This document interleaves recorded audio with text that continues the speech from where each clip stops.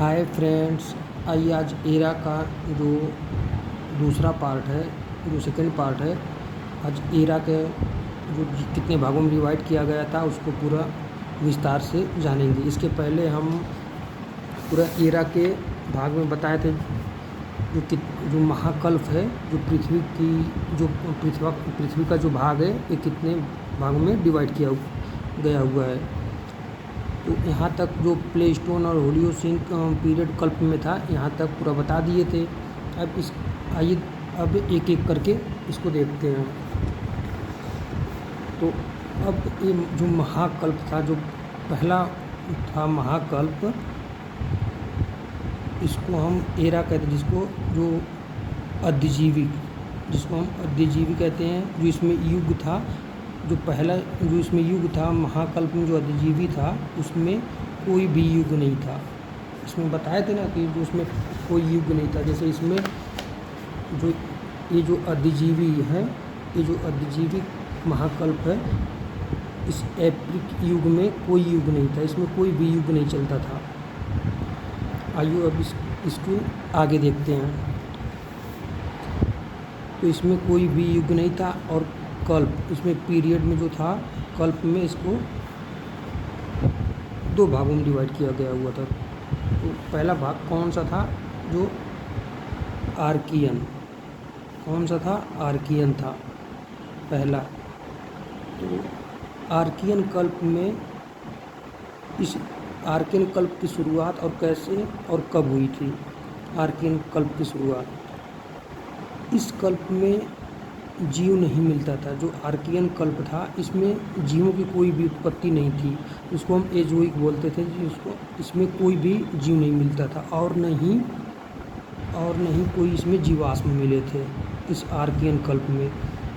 और कोई जीवाश्म के साथ साथ कोई ईंधन भी नहीं मिलता था, कोई ईंधन भी नहीं मिलता था। इसमें सिर्फ इस आर्कियन युग में, इस आर्कियन कल्प में सिर्फ चट्टानें मिलती थी। और उसमें कौन कौन सी चट्टानें थीं? उसमें कौन सी चट्टानें थी? आग्नेय चट्टान थी। ये सबसे पुरानी चट्टान है। कौन सी चट्टान? आग्नेय चट्टान। आग्नेय चट्टान में उसमें भी कौन सी चट्टान थी? ग्रेनाइट थी, नीश थी, आर्गन और फेरस मिलता था।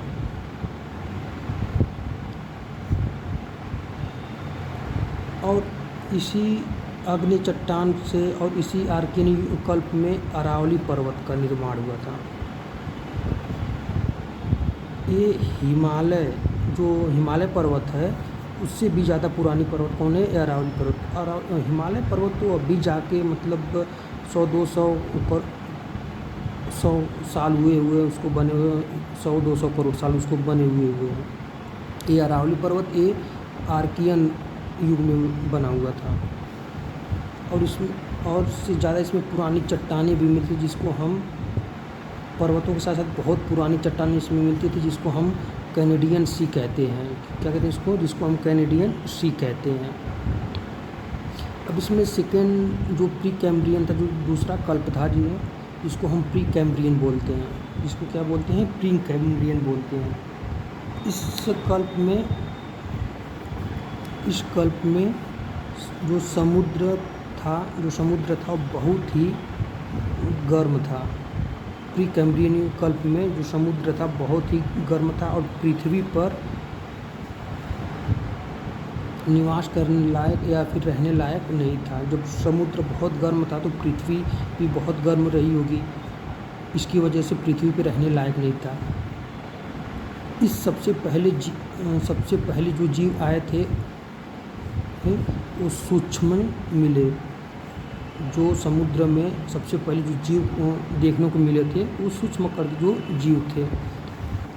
जो समुद्री जीवी थे, वो रीढ़ विहीन थे। उनमें रीढ़ नहीं पाए जाते थे, वो रीढ़ विहीन थे। इस क्रम में भारत में 2 पर्वतों का निर्माण हुआ। इस प्री कैम्ब्रियन कल्प में, जो प्री कैम्ब्रियन कल्प चल रहा था, इसमें 2 पर्वतों का निर्माण हुआ। एक अरावली पर्वत अरावली पर्वत की शुरुआत तो आर्कियन युग में ही हो गया था। अरावली पर्वत का शुरुआत इसी आर्कियन युग में हो गया था इसमें। लेकिन जो पूरी विकसित हो गया, जो पूरा मतलब अपना विकास के लिए पूरा विकसित हो गया, वो प्री कैम्ब्रियन कल्प में हुआ था। आर्कियन पर्वत और धारवाड़ पर्वत, आर्कियन पर्वत और धारवाड़ पर्वत। जो धारवाड़ पर्वत है कर्नाटक राज्य में है, अरावली पर्वत है राजस्थान में है। अब ये इसमें कोई भी युग नहीं था, ये पहला जो कल्प था हो गया। ये अब दूसरा जो कल्प था, जो महा एरा था, जो दूसरा कल्प था पूरा जीवी महाकल्प। क्या इसको क्या कहते हैं? पूरा जीवी महाकल्प। इसमें अब यहाँ से पूरा जीवी महाकल्प से प्रथम युग स्टार्ट हो गया था, प्रथम युग स्टार्ट हो गया था। और इसमें पीरियड में, इस कल्प में कितने भाग थे? इसमें 6 भाग थे। इस कल्प में कितने कल्प थे? इसमें 6 कल्प थे। पहला कल्प कौन सा था? कैम्ब्रियन कल्प। कौन सा कल्प था? कैम्ब्रियन कल्प। ये देखिए, ये कैम्ब्रियन कल्प है, और इसके पहले जो था आर्कियन में, ये प्री कैम्ब्रियन है। ये कैम्ब्रियन कल्प है। इस युग में समुद्र में बहुत हलचल होने लगी। इस युग में समुद्र में बहुत हलचल होने लगी कैम्ब्रियन कल्प में। और पृथ्वी में भी हलचल होने लगा। ठीक है, जब इसमें इस आर्कियन में, इस प्री कैम्ब्रियन में समुद्र जो था बहुत ही गर्म था, और पृथ्वी पर रहने लायक नहीं। जब समुद्र गर्म था तो पृथ्वी भी गर्म रही होगी, तो इसमें पूरे रहने लायक नहीं थे। और इस कैम्ब्रियन युग में जो समुद्र था बहुत ही ज़्यादा मात्रा में, इसमें समुद्र में हलचल होने लगा।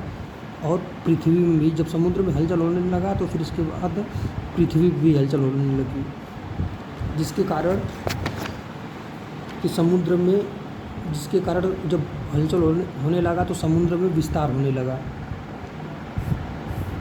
जब पृथ्वी और समुद्र में हलचल होने लगा तो समुद्र का धीरे धीरे विस्तार होने लगा। और स्थल पर इस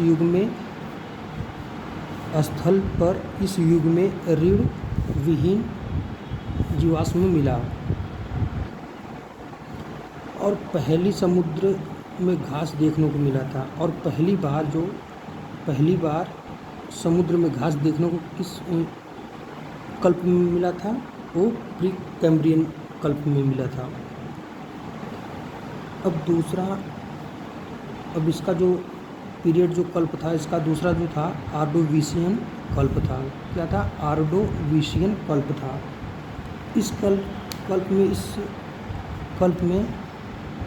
इस युग में घास का विकास धीरे धीरे होने लगा। इस आर्डोविशियन कल्प में जो घासें थी, समुद्री घासें थी, उसका धीरे धीरे विकास होने लगा। और रीढ़विहीन जीव मिलते थे, उसके साथ साथ सरीसृप समुद्र में भी देखने को मिले थे। सरीसृप जीव भी देखने को समुद्र में मिलने लगे थे। अब तीसरा सेल्यूरियन कल्प। तीसरा जो कल्प था वो सेल्यूरियन कल्प था। इस युग में रीढ़विहीन और सरीसृप तो थे ही। जब आर्डोविशियन कल्प में सरीसृप और रीढ़विहीन जीव मिलने लगे, तो इसमें सेल्यूरियन कल्प में भी रहे होंगे, और सरीसृप इसमें तो था ही। और सबसे पहली बार इस सेल्यूरियन कल्प में सबसे पहली बार कछुआ इसी युग में मिला था। समुद्र में जो सबसे पहली बार कछुआ था वो सेल्यूरियन कल्प में ही मिला था, जिसे प्रवाल कहते हैं, जिसे हम प्रवाल कहते हैं। और पहली बार समुद्र में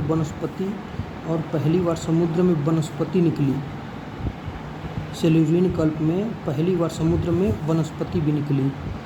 जो कि ऑस्ट्रेलिया में देखने को मिली थी, जो कि ऑस्ट्रेलिया में देखने को मिला था। समुद्र में जो पहली वनस्पति निकली थी वो ऑस्ट्रेलिया में निकली थी, जो ऑस्ट्रेलिया में था। अब चौथा डेवरियन कल्प। चौथा कल्प कौन सा था?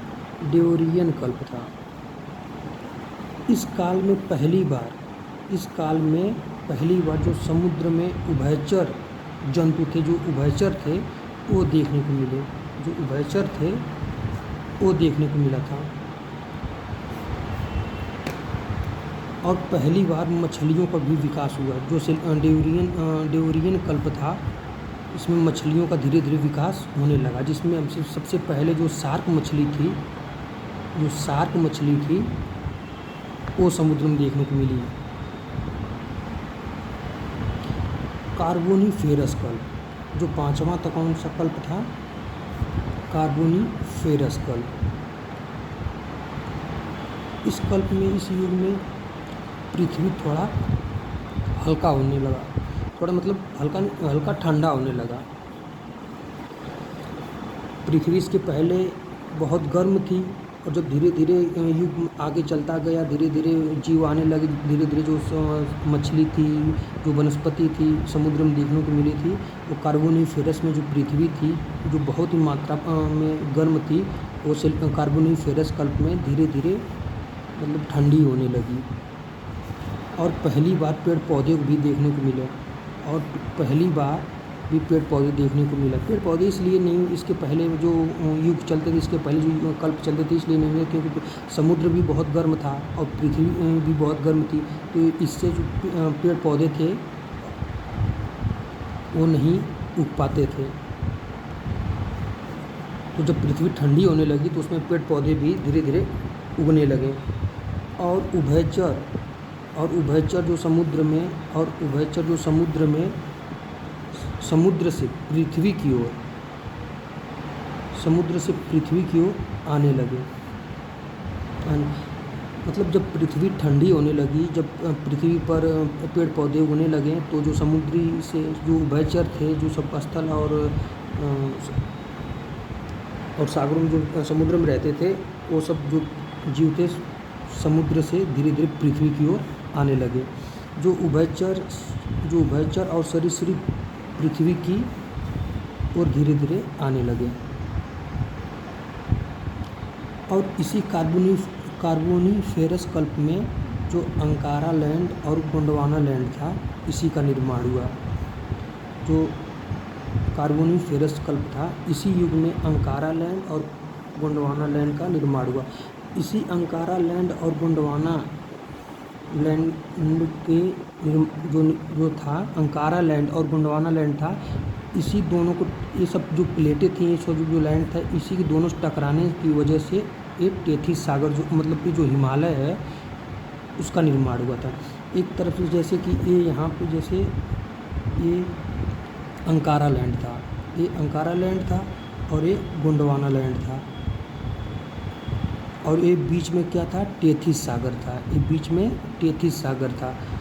ये जब दोनों प्लेटें आपस, जब ये गोंडवाना लैंड थी, जब ये ऊपर की तरफ धीरे धीरे बढ़ी, और ये जो अंकारा लैंड थी ये नीचे की तरफ धीरे धीरे आने लगी। ये दोनों प्लेटें जब ये आपस में जब ये टकराईं, ये प्लेटें जब अंकारा लैंड और ये गोंडवाना लैंड जब ये दोनों आपस में टकराईं, तो ये जो टेथिस सागर था ये ऊपर की तरफ उठ गया, जिससे कि ये यहाँ पे हिमालय पर्वत का निर्माण हुआ।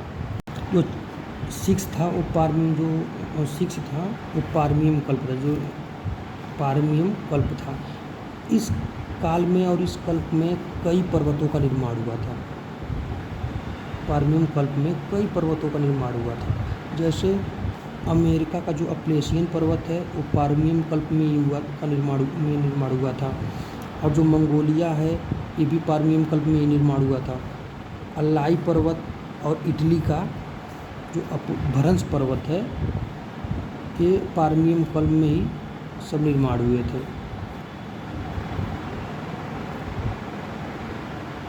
अब जो तीसरा था मध्यजीवी महाकल्प। जो तीसरा क्या था? मध्यजीवी महाकल्प। जिसको हम इंग्लिश में मेसोजोइक एरा बोलते हैं, इसको हम मेसोजोइक एरा बोलते हैं, मध्यजीवी महाकल्प। इसमें कौन सा युग स्टार्ट हो गया था? इसके पहले तो प्रथम युग चल रहा था, अब इसमें सेकंड युग चलने लगा। और इसमें कल्प कितने थे? इसमें कल्प 3 थे। इसमें कल्प कितने थे? 3 थे। जो पहला कल्प था उसमें कौन सा था? जो ट्रायोसिक कल्प था। कौन सा कल्प था? ट्रायोसिक कल्प था। इस काल को सरीसृप का काल कहा जाता है। इसमें जो ट्रायोसिक कल्प था, इसकी जो सरीसृप जीव थे, जो जीव जंतु थे, ट्रायोसिक कल्प में बहुत ही मात्रा में बढ़ने लगे थे। इसको हम सरीसृप का कल्प कहते हैं, ट्रायोसिक को। और इसमें डायनासोर की भी प्रजाति देखने को मिली। इसमें डायनासोर की प्रजाति भी देखने को मिला। दूसरा कल्प कौन सा है? दूसरा जुरासिक कल्प। जुरासिक कल्प। इस जुरासिक कल्प में डायनासोर की जो प्रजाति थी, इस कल्प में पूरा विकसित होकर आ गया था। इसके पहले जो ये ट्रायोसिक कल्प है, इसके पहले जो ये ट्रायोसिक कल्प है, इसमें डायनासोर की प्रजाति देखने को मिल गया था। लेकिन जो जुरासिक कल्प है, जो उसके ट्रायोसिक के कल्प के बाद जो जुरासिक कल्प है, उसके बाद वाला जो कल्प, ट्रायोसिक कल्प के बाद जो जुरासिक कल्प आया, इसमें जो डायनासोर थी, जो डायनासोर की प्रजाति थी, इसमें पूरा विकसित होने लगा। इसमें साल 2 साल 3 साल का अंतर नहीं रहता है। जो ट्रायोसिक कल्प, जो जुरासिक कल्प है, इसमें साल 2 साल का अंतर नहीं रहता है। इसमें करोड़ों करोड़ों साल का, अरबों अरबों साल का, लाखों लाखों साल का इसमें अंतर रहता है। 200 करोड़ वर्ष पहले, 200 अरब पहले वर्ष, इसमें इतना अंतर रहता है। इसमें 100-200 का वर्ष का कोई भी मतलब नहीं रहता है। इसी कल्प को देखकर एक जुरासिक पार्क, जो जुरासिक कल्प फिल्म आई थी, मूवी आई थी, इसी डायनासोर की प्रजाति भी बनाई गई थी। तीसरा क्रिटेशियस कल्प।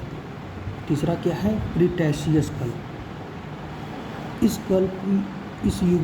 कल्प में ज्वालामुखी का फटना शुरू हो गया था। अब तक जितना भी इसके पहले जो फर्स्ट का युग था, जो उसके पहले बाद भी कोई युग नहीं चलता था, उसमें न कोई ज्वालामुखी का फटना, ना मैग्मा का फटना, ना लावा का फटना, मतलब न लावा का ठंडा होना, ना मैग्मा का फटना, कोई कुछ भी नहीं था। लेकिन जो क्रिटेशियस कल्प था, इस युग में ज्वालामुखी जो था, उसका फटना धीरे धीरे शुरू हो गया था। और उत्तरी अमेरिका का जो एंडीज पर्वत है, और रॉकी पर्वत है। कौन सा है? जो एंडीज और रॉकी पर्वत है, इसका निर्माण हुआ था क्रिटेशियस कल्प में। और इसी कल्प में भारत में दक्कन ट्रैप का निर्माण हुआ था। इसी कल्प में भारत में जो दक्कन ट्रैप था, वो क्रिटेशियस कल्प में ही हुआ था। अब एक चौथा एरा कौन सा है? जो चौथा एरा है वो नवजीवी महाकल्प, जिसको हम सेनोजोइक एरा बोलते हैं। क्या बोलते हैं? जिसको हम सेनोजोइक एरा बोलते हैं, नवजीवी महाकल्प। यहाँ से तीसरा युग स्टार्ट हो गया था। इसके पहले कौन सा था? दूसरा युग था। उसके पहले पहला युग था। और उसके पहले जो आदिजीवी महाकल्प और आर्कियन पीरियड, प्रीकैम्ब्रियन कल्प चल रहे थे, उसमें कोई भी युग नहीं था। इसमें कितने कल्प थे? इसमें 5 कल्प थे। इसमें कितने कल्प थे? इसमें 5 कल्प थे। 5 कल्प में से जो पहला कल्प था वो पेलियोफीन कल्प था। इसमें पहला कल्प कौन सा था? पेलियोसीन कल्प था। इस युग में और इस कल्प में पहली बार स्तनधारी जो जीव थे वो आ गए थे। जो पेलियोसीन कल्प था, इस युग में जो पहली बार स्तनधारी जीव थे वो आ गए थे, वो देखने को मिल गए थे। जो अपने स्तनधारी का मतलब जो अपने बच्चों को दूध पिलाने वाले थे, उसको हम स्तनधारी बोलते हैं। जो अपने बच्चों को दूध पिलाने वाले थे, जैसे शेर, जो जैसे शेर आया, बंदर देखने को मिले, फिर हाथी देखने को मिले। बहुत सारे ऐसे जो जीव थे जो स्तनधारी थे, पेलियोसीन कल्प में आ गए थे। दूसरा इयोसीन कल्प। दूसरा कल्प कौन सा था? इयोसीन कल्प।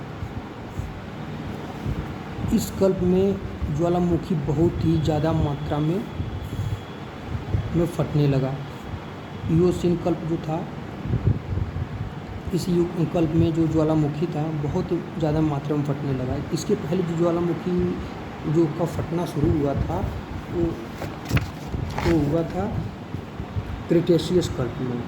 क्रिटेशियस कल्प था, इसमें ज्वालामुखी का बहुत मतलब फटना शुरू थी, कभी कभी फटना शुरू हो गया था, लेकिन बहुत ही ज़्यादा मात्रा में कब फटना स्टार्ट हुआ? ये स्टार्ट हुआ इयोसीन कल्प में स्टार्ट हुआ। ये इयोसीन कल्प में स्टार्ट हुआ और बहुत ही मात्रा में उद्गार होने लगा और पृथ्वी पे बहुत ही ज़्यादा मात्रा में लावा बनने लगा।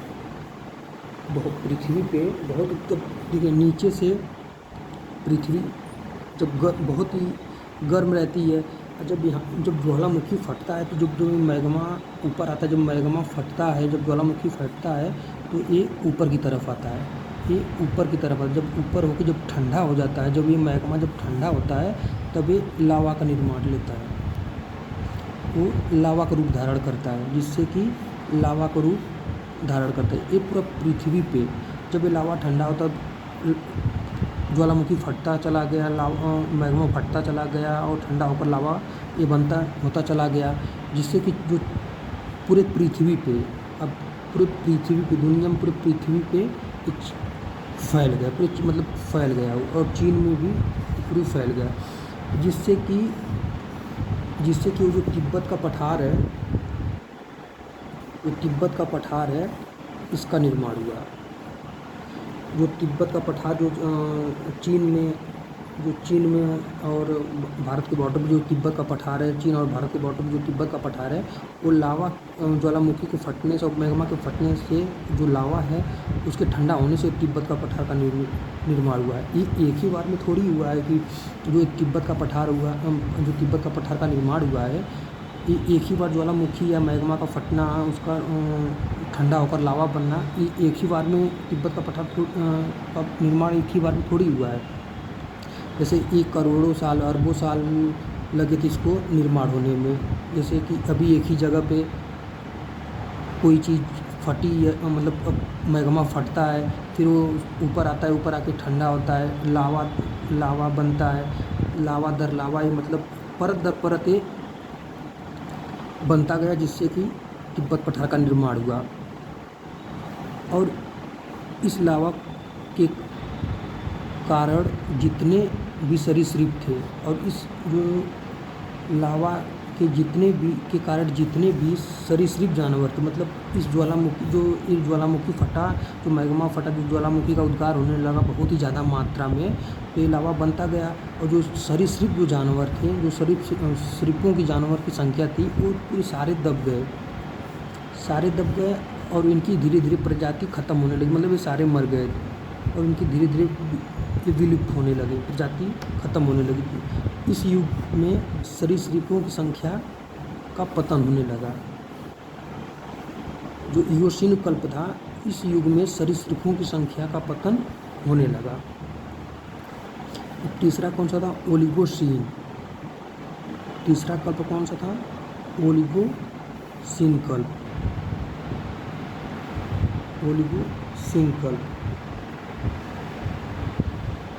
इस समय वलित पर्वतों का निर्माण हुआ। ओलिगोसीन कल्प में इस समय वलित पर्वतों का निर्माण हुआ, जैसे हिमालय और इस हिमालय का भाग इस हिमालय का निर्माण कब हुआ? ओलिगोसीन कल्प में हुआ था। इसके पहले अरावली पर्वत, धारवाड़ पर्वत और अमेरिका का एंडीज पर्वत और रॉकी पर्वत का निर्माण हो चुका था। और ओलिगोसीन हिमालय का निर्माण कब हुआ? ये जो थर्ड युग चल रहा था, उसके पहले सेकेंड युग में, फर्स्ट युग में अरावली पर्वत और धारवाड़ पर्वत का निर्माण हो गया था। सेकेंड युग में एंडीज पर्वत का और रॉकी पर्वत का निर्माण हो गया था। अब तीसरे युग में कब किसका निर्माण हुआ? ये हिमालय का निर्माण हुआ। और वो भी हिमालय पूरे हिमालय का निर्माण नहीं हुआ, वो भी हिमालय का कौन सा भाग का निर्माण हुआ, जो जिसको हम बृहद हिमालय बोलते हैं, बृहद हिमालय बोलते, उसका निर्माण हुआ था, उसका निर्माण हुआ। हिमालय को हम 4 भागों में बांटते हैं, जो ट्रांस हिमालय, जिसको हम ट्रांस हिमालय कहते हैं, ये ट्रांस हिमालय का निर्माण हुआ। हिमालय से पहले जो ट्रांस हिमालय था उसका निर्माण हो गया था, ट्रांस हिमालय का, जिससे ट्रांस हिमालय हुआ। फिर एक बृहद हिमालय हुआ, फिर एक मध्य हिमालय हुआ, और एक शिवालिक हिमालय हुआ। क्या हुआ? एक शिवालिक हिमालय हुआ। ये जो ट्रांस है, जो ट्रांस हिमालय में 4 जो बहुत बड़े बड़े 4 ग्लेशियर मिलते हैं, जो जिसको एक सियाचिन का ग्लेशियर कहते हैं, हिस्पर का ग्लेशियर कहते हैं, बियाफो का ग्लेशियर कहते हैं, एक बाल्टोरो का ग्लेशियर कहते हैं। मायोसीन कल। अब चौथा कौन सा था? मायोसीन कल।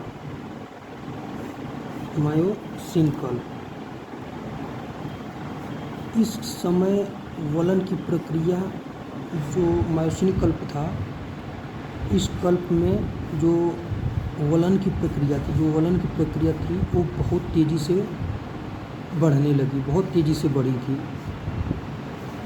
जिससे कि वलित पर्वत का निर्माण हुआ था, जिससे कि जो वलित पर्वत है उसका निर्माण हुआ था। हिमालय को हम इसीलिए वलित पर्वत कहते हैं, वलित हिमालय पर्वत कहते हैं। हिमालय का निर्माण कब हुआ? वलित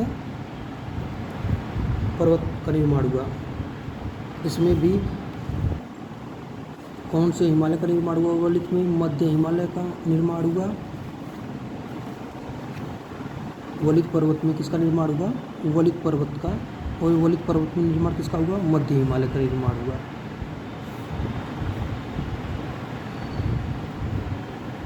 अब एक थर्ड युग तक पूरा हो गया। अब एक लास्ट युग, जो चौथा युग बचा हुआ है, उसको आगे करा देंगे।